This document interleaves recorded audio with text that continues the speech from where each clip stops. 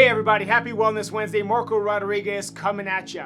So today I've got a very special interview. In fact, I've got a 2-for-1. I've got Mary Hardesty and her husband Matthew Hardesty. Now the reason why I've got them both is the last time we spoke with Mary, as you might remember, she mentioned a lot of what had been going on with Matthew. So I thought it'd be a good idea to bring them both back and really get a kind of an overall picture of what has been going on with both of them over the past couple years. So thank you so much, guys, for coming in and your willingness to share your story. I know a little bit about it, and I tell you, it is, on the one hand, it is a very emotional and gut-wrenching story, but on the other hand, I love happy endings. So, yes. Guys, thank you so much for coming in. You're welcome. So, Matthew, tell us a little bit about your background. Okay, you're a veteran, and so tell us a little bit about that. So I spent 15 and a half years in the military. I did a year in Iraq in 2004 to 2005, came back from Iraq, and during that process, never really went through the debriefing that a lot of soldiers get today. So all they told us was, here, this is your check sheet. You're going to mark everything with a yes. Even if you have no's, it all needs to be with a yes. So they told you what to check. Yeah, so they automatically tell you what you're going to check. And then through the process of doing all that, I started having anger issues rising up on the inside of me. So what they told me was, well, you're having problems with your wife, or you're having problems with your daughter that's at home. And I'm like, okay, well, that's fine and dandy, but now I'm not with them anymore. And then I ended up meeting Mary, and I'm having the same issues with her.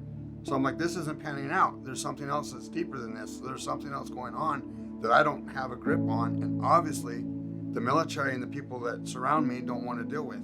So here I am out in left field, trying to figure it out on my own, like a lot of other veterans that are out here that are doing. So I understand their pain. I understand what they go through on a daily basis. I understand it more now than I ever did before, and that's why I'm grateful to be here today. Yeah. So, Mary, what was Matthew like when you first met him? When I first met him, he was actually this was still when he was in the military, so he was still active. He would still walk. He was still functioning. He was still, at the most part, okay at the time. So that's when I first met him. He was still okay. He would have some issues on and off just with his back, but nothing the way it happened. Okay. Nothing as bad as it got. All right. And so when did you start to notice a change? He started. It happened. It was over a time period. He first started being very repetitive on certain things that he was doing. Actually, when it really happened was in 2013. There was a big change. Everything just spiraled really down, out of control. I had no idea what was going on. He was going to the VA, to his doctors. There were no answers. He was going, I think he ended up going through 3 psychiatrists and just more and more pills. That's all that was happening with him. So, but that's when I noticed it in 2013. So you said more and more pills. Yes. How many pills was he taking at the very most? At the peak, he was taking 22 pills, and that's not including his inhalers, his nebulizers, and the other stuff. 22 pills? Yes. Or 22 bottles of medication. Of medications, 22 different medications. Yes. Okay, all right. And how many actual pills was he taking every day? Every single day, he was taking about 60 pills, individual pills. Right, so 22 different medications. Yes. 60-something different pills every day. Yes. So how was that working for you? It wasn't. My life was not going any better. I was with a cane and with a walker. And like a lot of you that are veterans that are out here, you all know that while we're in the service, what is it that whenever we go to the TMC that they do? The first thing they're going to give us is what we call the wonder pill, and that's Motrin. So when you come out of the service, what do they do? Well, okay, Motrin isn't working, so we'll go to the next higher level of the pill that we need to take you on and put you on. But it's always medication. It's never, let's try some healthy remedy that's out there. Let's go ahead and try using vitamins, or let's try using different minerals, or whatever is out there on the market. No, we're going to go and we're going to use medications and try to use medication on your body. I already knew, because I had people in the military that I hung out with that were in pharmaceuticals, and they told me straight up, look, man, when you take a medication, you're actually taking a poison into your body to try to make your body feel better. So I'm like, wait a second, you're putting poison into your body to make it feel better. So how am I going to get back to the same quality of life that I had before? You're not. There's nothing that's out there that's ever going to bring you back to that quality. So it's basically a farce, and it's a hypothetical. It's like being in a bad dream that you never wake up from. Well, it's a good point, because when I first met Matthew, it was about two and a half years ago. Yes. Yes. And I mentioned this during our interview. Yes. And Matthew was like the walking dead. You were using a walker. I remember that even just your overall appearance, it was almost like you had given up on life. Your interaction was almost nothing. You had to really lean in just to hear you talk, because everything was just so suppressed. The cognition, everything was really suppressed. And I remember thinking, wow, I don't know if we can help this guy, but look at you now. I mean, you are, you're working out, right? I've seen you. I've seen your pictures. You're working out. He's running, right? Yep. He's running. Okay, this is the guy that was in a walker, okay? And now you're out there exercising, and you're running. And, and how many medications are you taking now? None. The only thing I'm doing is the supplements from biohacking. Okay, so you were taking 20, now get this, guys. If you're a veteran out there, if you know someone out there, this is important. You were taking 22 different medications, over 60 pills a day, because some of them I imagine were more than once a day, right? Correct. And now, you started biohacking. Correct. And we're going to get into why you decided to do that. So you started biohacking, and now you're not taking any medications. That is correct. Okay, now your doctor does know that, right? Yes. Okay, so he's the one that, because we had talked about this before, he's the one that helped you sort of wean off the medications, Some of the medications, right? yes. On some of them, I went ahead and just did it on my own. Okay. Which I don't recommend that for anybody. That was my own personal choice to do all that. So I took the initiative when I started seeing what was going on and saw that I was actually getting better instead of being worse off, because I have now 5 grandkids, and my grandkids that come over to the house, at the time they were 1, 2, and 5. So the 5-year-old, I could definitely tell him, hey, look, Grandpa's not feeling good. We can't play today. Leave me alone. It's going to be a bad day if we do play. With the other 2, there's no way they're not going to understand. Grandpa's in the house. It's time to play. It's time to be Grandpa, be the jungle gym, be the tree house, whatever they want. So they're climbing on me. They're, having me pick them up and all that. She's over here going, wait a second. You can't be doing that. You got to stop this. And I'm kind of looking at her all dumbfounded like, what do you mean I got to stop? They're not going to understand, babe. But I'm not understanding what's going on with her. I'm not understanding what the relationship was like before all this. Because now my life is getting back to the normalcity, I think is the way you say it, to where it is now. And that's what I'm loving. And I just want to say this as well. Even if you're on medication and if you don't see the results right away, don't stop. It does work.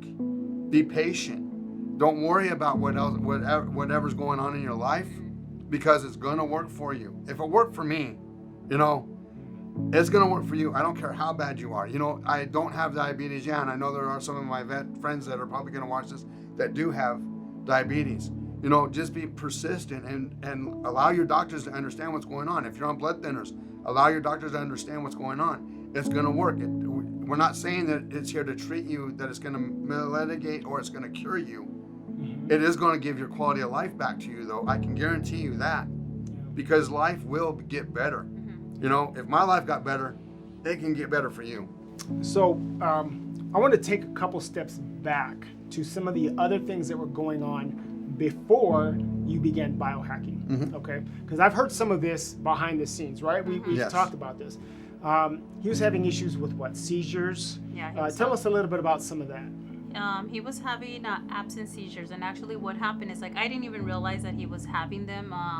I had actually hired my mom to watch him as a cash. We paid him cash at the beginning, so my mom was his provider. And she told me one time, what's wrong with Matthew? And I'm just like, what do you mean what's wrong with Matthew? And she's like, well, I said hi to him 3 times, and he just looked me like just dead stare. And I'm just like, I'm not sure. So that's when I started observing him, and I noticed sometimes that he would just go into a dead stare, or sometimes he would just like, he would sit down and it would look like he fell asleep, and he would tremble a little. And that was another thing that he was having a lot with one of the doctors that was treating him, is that he was trembling. We had no idea what the trembles were. So that was like one of the things that was happening, is like with the seizures. That was one thing. Of course, cognitively, like we mentioned before, it's like he sounded muffled. He wasn't clear. His thoughts weren't coherent. He would text my daughters, and then my daughters would text me, "Mom, I just got a text from Dad. I don't know what he's talking about." And I know it's not funny, but I would like kind of laugh under my breath, because I was like so used to it by this time. It's just like, okay, what did he text? And I'd be reading it, and I'm just like, okay, it didn't even make sense to me. So I would ask him, "What are you trying to tell them? Because it doesn't make sense. Like, even in text wasn't making sense." So that was one of the things that was happening. The seizures, the cognitive, he couldn't walk for long periods of time. Like he couldn't walk. We would go to the outlets. We were lucky. We would walk for 15 minutes, and then we had to leave. And then it was straight home, in bed for 3 days. And I'm not lying about it. It was 3 days that he was in bed. That was another thing. He couldn't volunteer. He couldn't help. We totally stopped volunteering where we would go to church. So he had to stop all that. Like it was like a lot of things that was happening. Even this one, and I'll share this with you, because I think you were asking the why. Why we got into this. Why you started biohacking? The biggest reason why is because we were completely out of solutions. There was nothing. He had already gotten 2 tests done. One here, and we had to travel to Tucson for 2 weeks for him to do kind of testing for his for the seizures, because we didn't know what happened. He actually passed out one time when we were driving. Luckily his foot stayed on the brake. We didn't crash. We pulled over, and he's like, "I'm okay." The second time we were with my son, he was driving. He was going across to the other side. Luckily it was on a road that wasn't traveled highly on, and at the time my foot was broken, so I wasn't supposed to be driving. So all I was able to do is pull the wheel this way. My son is in the back, and I'm here like hitting him, like, what's going on? He didn't come to. When he finally came to, we were across, like we were kind of swirled this way. And he's like, "What happened?" I'm just like, "Get off, I'm driving." And I didn't mean to sound so angry or frustrated or anything at that moment. It's just that, from 2013 all the way till 2018 when we found biohacking, this was going on constantly. There was no answers, no nothing. He ended up in the hospital. He ended up in the ER so many times where the doctors just said, "Well, let the specialists handle it." I'm like, they're not handling it. I don't know what they're doing. Right. They give him medication. Which specialist, right? Which one? Because he had a cardiologist, a pulmonary doctor, a neuro doctor. He had his PCP doctor in the VA and in the community. So he had 2 doctors. And it was just up and down till one night, and literally this is how it happened, because I had no idea none of this was going on. I literally was laying there, and I was 44 years old at the time, and I was thinking about it. He has longevity, and his grandparents, they lived till 94. His parents, they lived a long time. So I was thinking like, oh my gosh, I am 44. He's not even 50, and I'm showering him. I have to wake up and change him. I have to feed him because he was dropping glasses. He would burn the food. And my schedule was like, okay, are you going to take a shower? I was scheduled. He was not my husband no more. He was just somebody that I had to take care of. So I was there, and I was thinking like, okay, you know what? I got to find something. Something has to be out there. If not, then I don't want to live like this for, like, 50 years with him, because he might live 50 more years. And if this is bad now, how worse can it get? Right. He was supposed to be getting a scooter, and like literally in a few months, because he wasn't even. So it was that bad. It was bad where he was actually in a few months. He was going to be getting a scooter because of his walking. He couldn't walk for periods. He couldn't even walk down the block without having to stop, sit on his walker, walk, sit down. It got really, really, really bad. So literally in my head, I was like, okay, you know what? It's like, I don't want to live like this. I can't, and I know it's like, when you get married, you do your vows, till death do you part and all that. But it wasn't totally what I signed up for. And I know that sounds very selfish, but it's 50 years of taking somebody that should be my husband, and he wasn't my husband anymore. He was just he was turning into, I guess, a patient of somebody. Was turning into my patient. I would just like, okay, come on, you gotta eat, hurry up, come on, I gotta dress. Like literally, I got to that point where, come on, hurry, I gotta get ready for work. You know, and I was contemplating divorce because I was, you know, and it wasn't that I wanted to go marry somebody else anymore. It's just like, what am I supposed to do? You know, what's gonna happen? You know.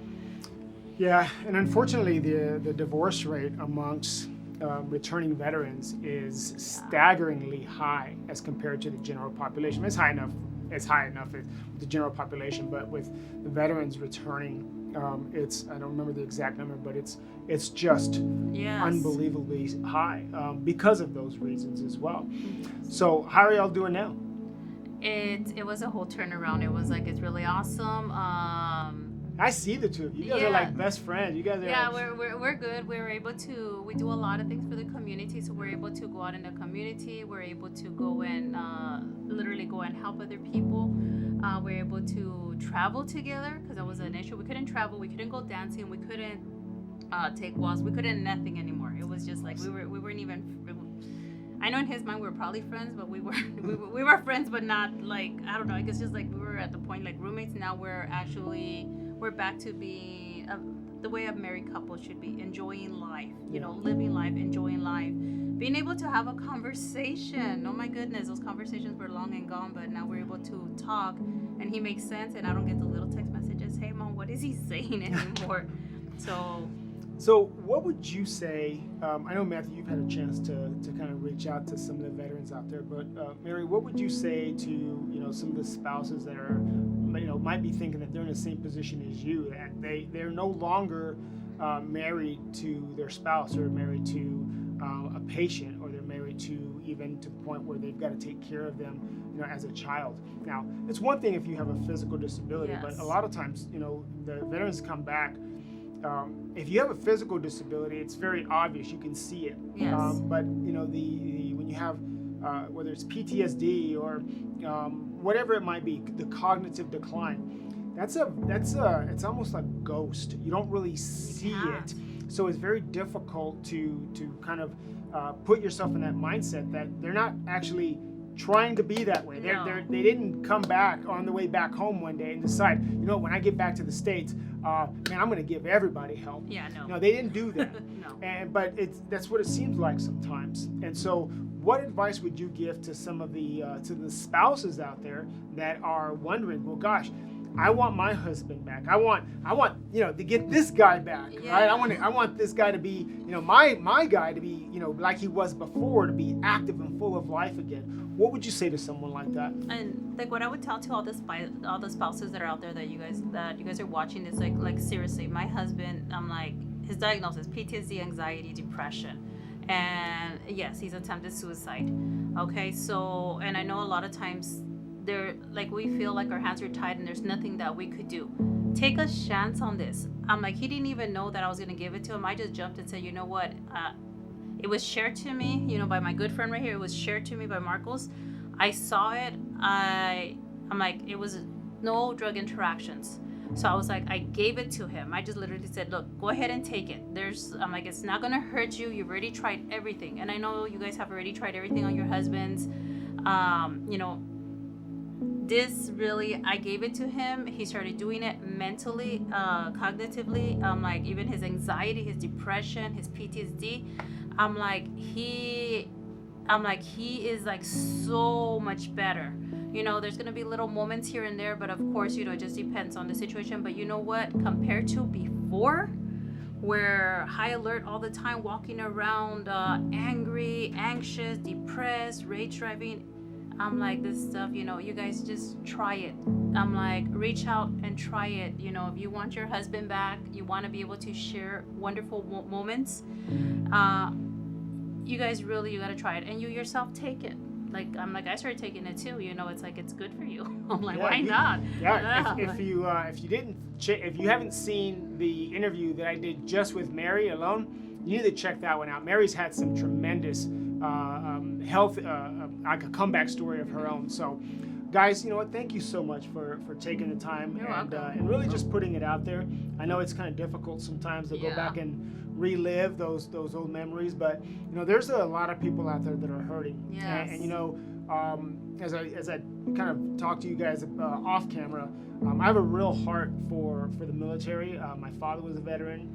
And I see what happens with a lot of the vets when they come back, and how they and I'm glad things are starting to improve a little bit Yep. better with the VA, but it is a national tragedy that Yes. that our veterans aren't able to get all of the help that they can, and so hopefully if anyone's watching this, they can there's some hope. Okay? Yes. Biohacking works. Yes. It It does. worked here. You've shared this with several of your veteran friends Yep. as well. With same thing with great results. So, guys, I just want to say thank you again for tuning in to our Wellness Wednesday interview. That concludes our interview for today, guys. Mary, Matthew, thank you so much for taking the time out You're to welcome. be with us, You're welcome. guys. Remember, as I always like to say, there is a better way to live.